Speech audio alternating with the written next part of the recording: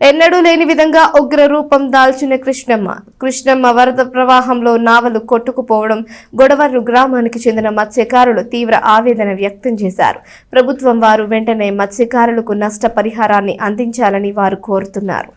దుగ్గిరాల మండలం వీర్లపాలెం, పెదకొండూరు, గొడవర్రు గ్రామాల పరిధిలోని లంక భూముల్లో రైతులు సాగు చేస్తున్న పసుపు, అరటి, కంద, మినుము, కూరగాయ పంటలు కృష్ణమ్మ వరద నీటిలో పూర్తిగా మునిగిపోవడంతో అన్నదాతలకు కోలుకోలేని దెబ్బతగిలిందని రైతులు వాపోయారు.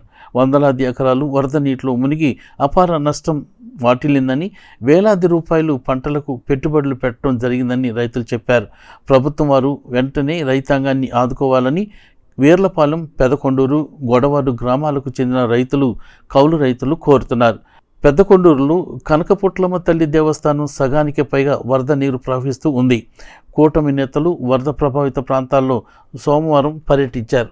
కరకట్ట వరకు వరద నీరు రావడంతో ఆయా గ్రామాల ప్రజలు వరద వస్తోందంటూ పెద్ద సంఖ్యలో కరకట్ట వద్దకు చేరుకుని వరద నీటి ప్రవాహాన్ని చూస్తున్నారు.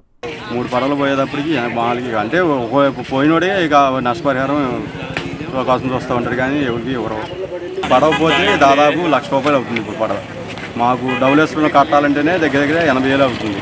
అక్కడ నుంచి ఖర్చులు కానీ అనగా ₹1,00,000 అవుతుంది పడవ. మళ్ళీ వాళ్ళు ఒక 50,000 60,000 పోతుంది. మొత్తం ఇవన్నీ లెక్కేసుకుంటే దగ్గర ₹2,00,000 పడుతుంది.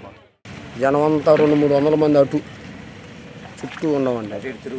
అటు ఇటు తిరుగుతా చేస్తా ఉన్నాం. ఊరు రాలా, అధికారి అన్న మనిషి రాలా.